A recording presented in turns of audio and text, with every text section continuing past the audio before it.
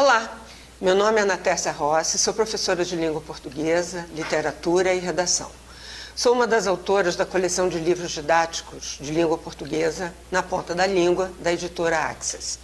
O nosso papo hoje vai ser sobre produção textual. Costumamos dar suporte a todas as escolas que adotam os nossos livros.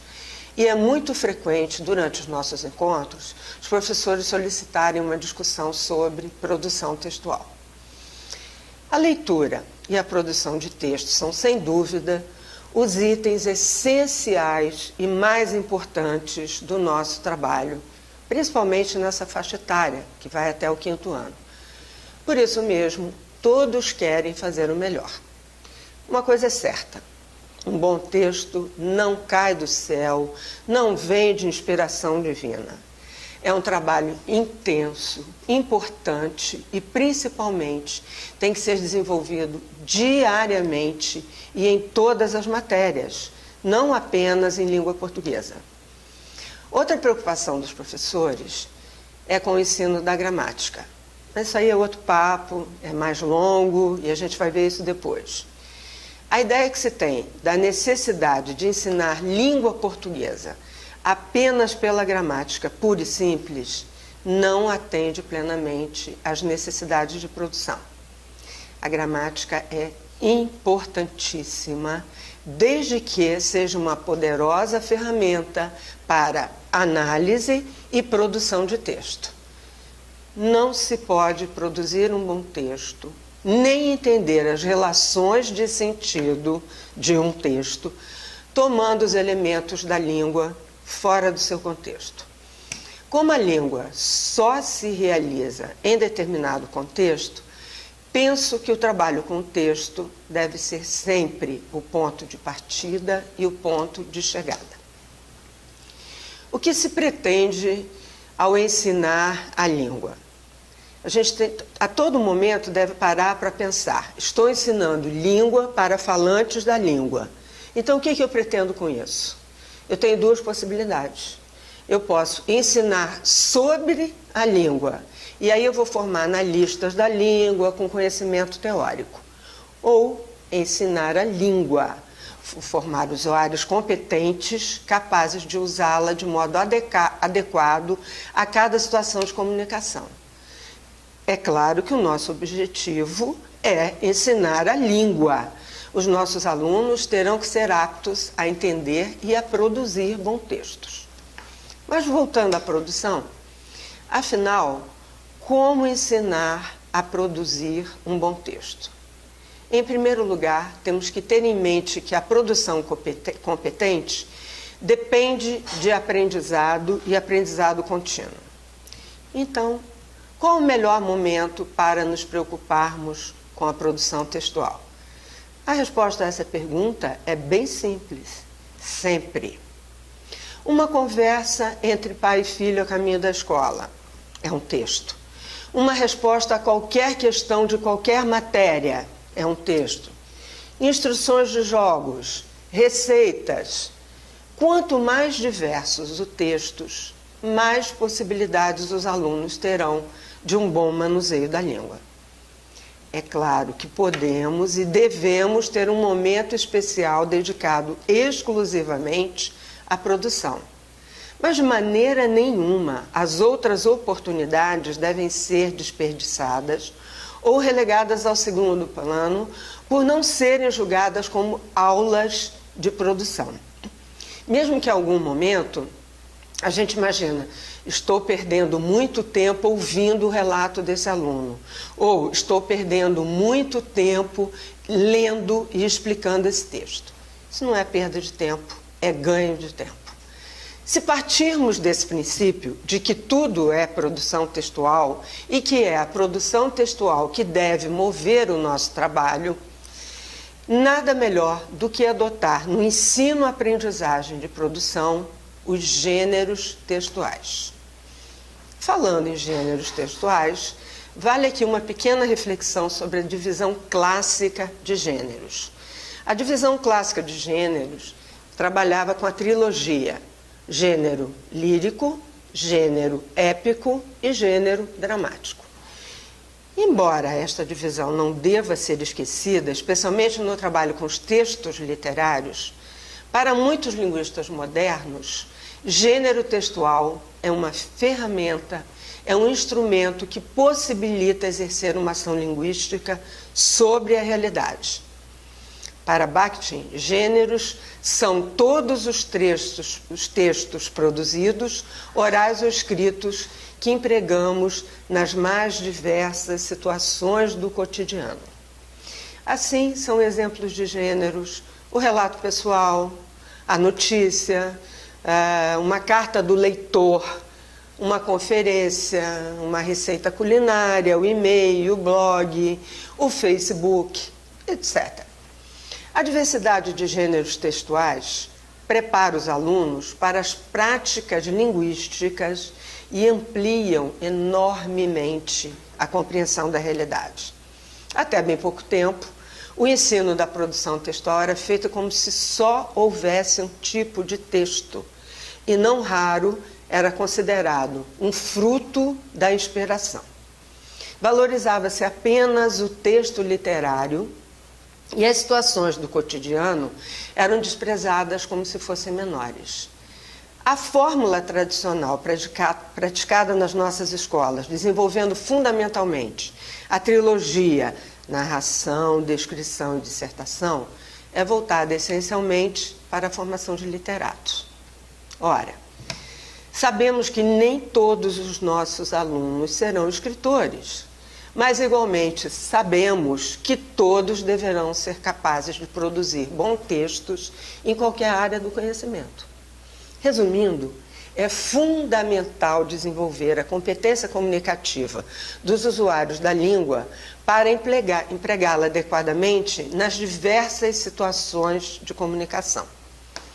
Alguns trabalhos podem ser desenvolvidos com os alunos para conseguir a produção de bons textos.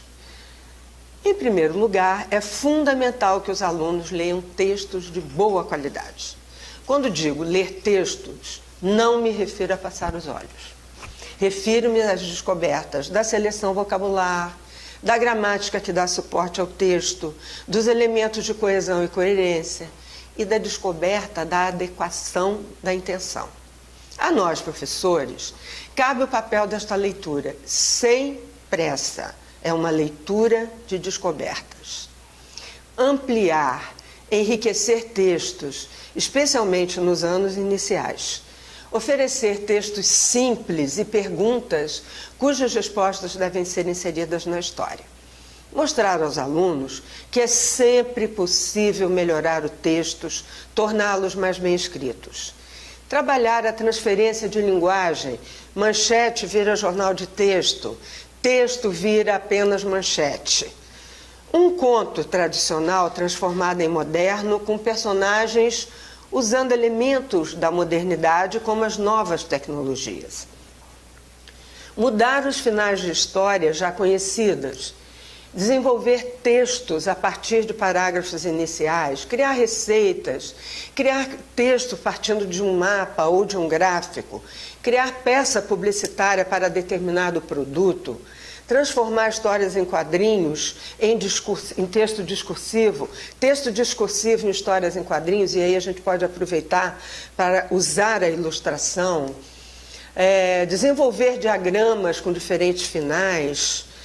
Outro instrumento que costuma ser bem interessante para o desenvolvimento da produção textual é a instituição de um caderno, ou mais modernamente, de uma pasta em qualquer meio digital, para que o aluno possa registrar impressões, frases, comentários, pequenos textos que tenha lido e de que tenha gostado, letras de músicas, desabafos. Desenvolver essa habilidade de leitura e produção pode ser um trabalho simples, desde que começado muito cedo. E como vocês podem como vocês podem pensar que falar é fácil e fazer é que são elas, eu separei alguns trabalhos do livro que ilustram tudo isso que eu acabei de dizer. Então vamos lá.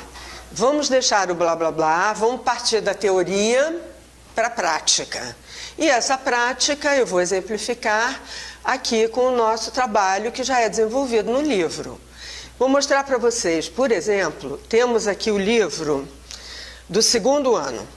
Esse livro aqui é o do segundo ano.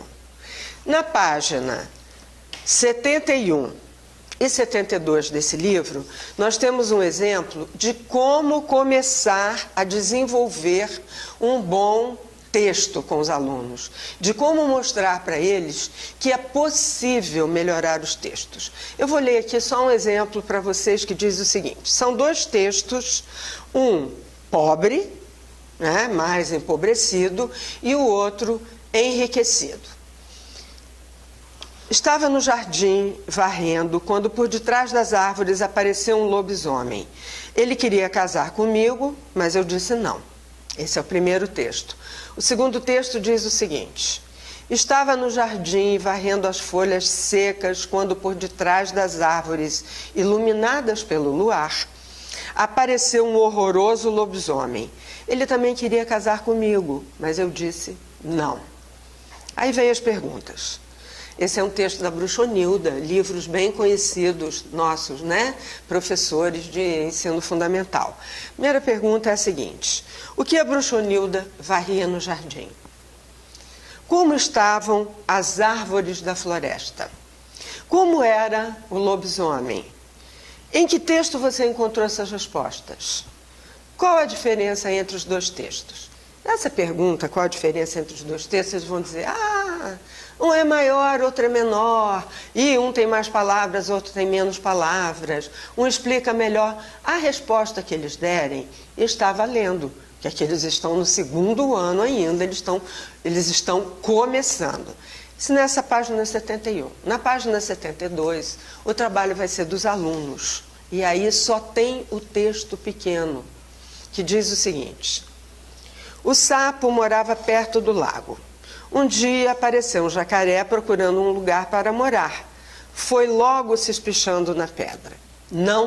Aqui não tem o texto enriquecido. Aqui o aluno já vai enriquecer o texto partindo das perguntas que o exercício propõe no livro. Ele pode oferecer outros enriquecimentos, mas tem aqui um ponto de partida. Ele vai responder: como era o sapo? Como era o lugar? Como era o jacaré? Como era o lugar que o jacaré estava procurando para morar? Como era a pedra?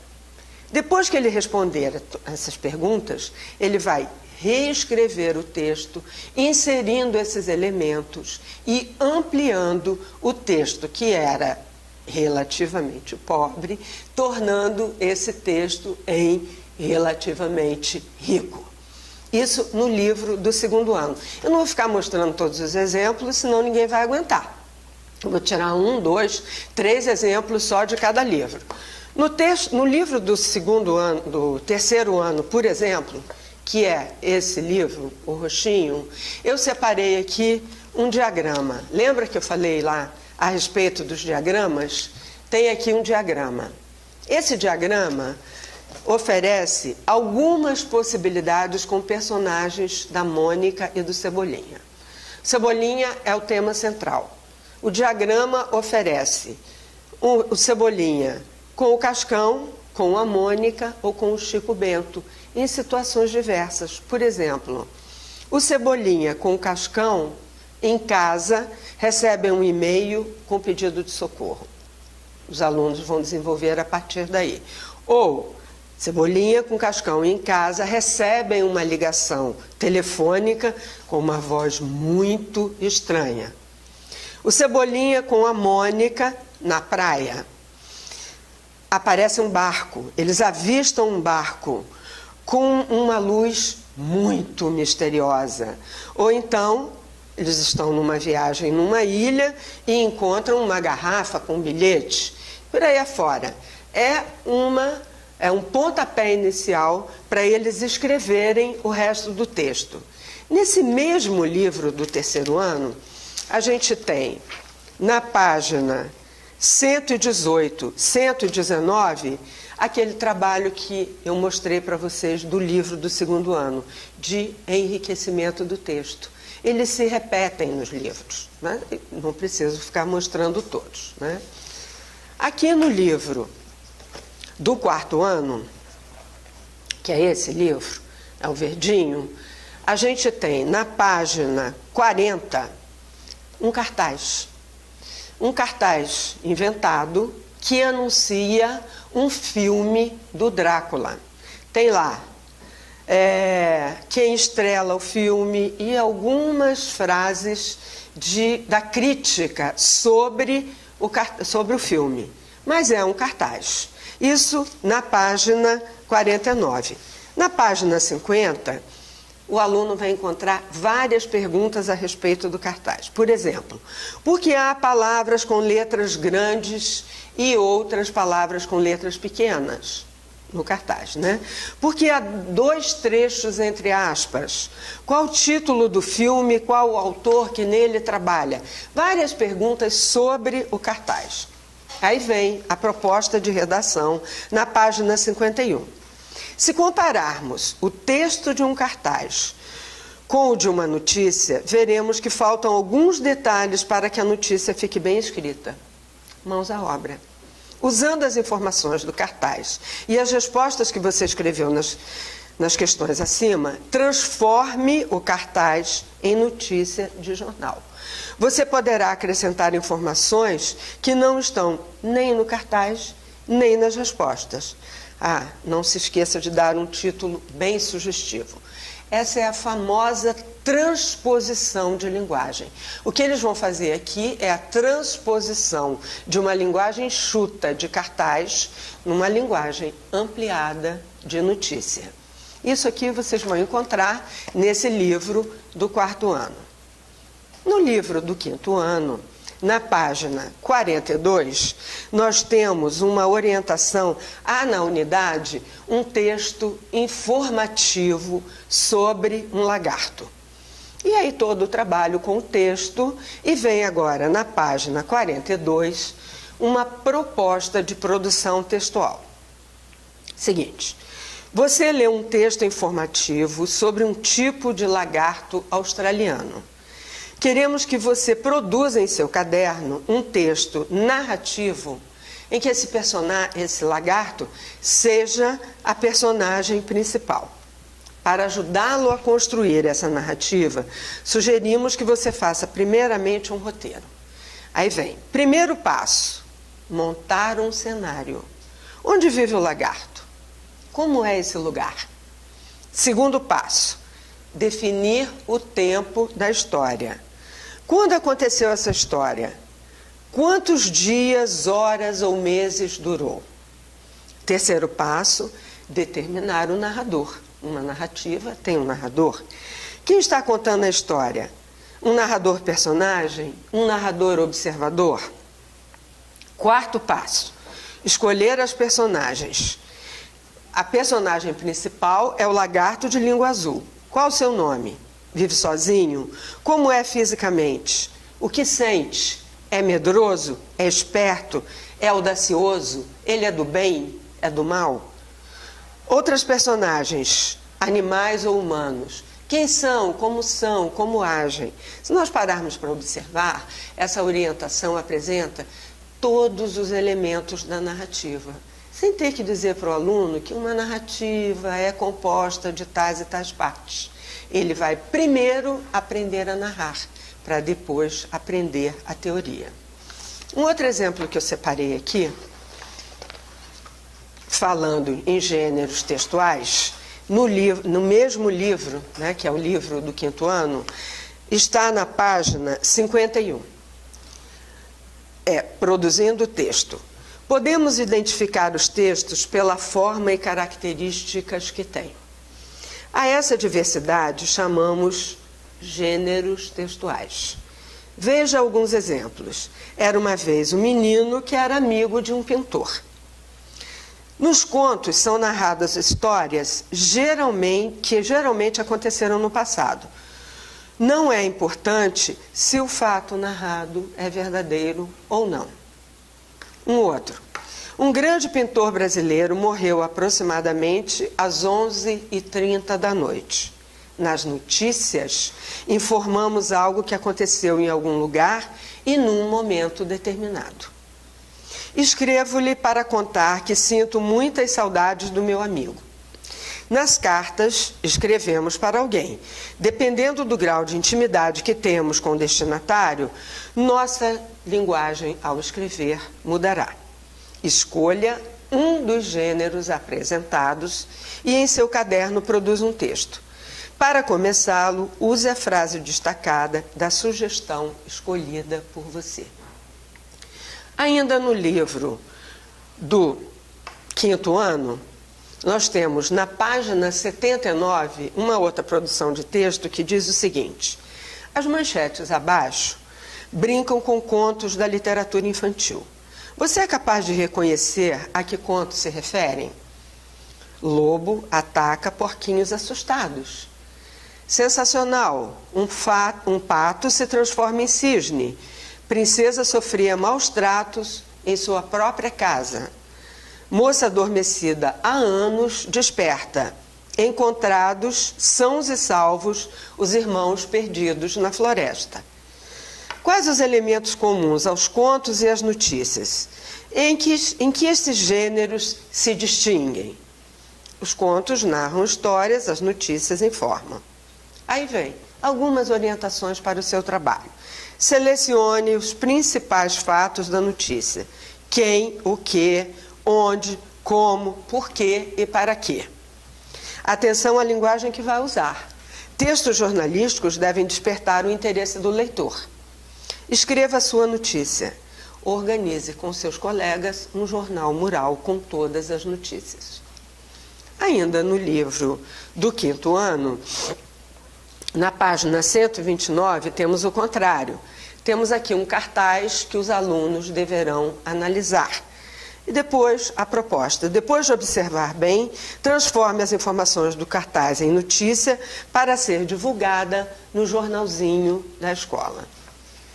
E ainda, por último, temos um outro diagrama na página 140 do livro do 5º ano, que aí é com a Chiquinha, também personagem de quadrinhos, que tem 6 propostas da Chiquinha. Por exemplo, Chiquinha na escola, o trabalho amassado, enfermaria, briga no pátio. Observem que no 5º ano, esse diagrama não é tão óbvio. Em casa, vê televisão, entra num filme de ficção científica, ou faz um bolo e acontece um desastre. Então, a Chiquinha aqui tem várias possibilidades de desenvolver o texto com a Chiquinha. O aluno vai escolher um, ou então cada grupo da turma pode fazer um, ou a professora pode faz um a cada dia. Isso aí vai depender da turma. Eu espero que tenha ajudado a todos nesse trabalho tão árduo, tão importante e tão essencial que é o de produção textual. Qualquer dúvida que vocês tenham, qualquer necessidade, por favor, passem um e-mail para a editora. A gente vai responder ao que vocês precisarem. Um grande abraço.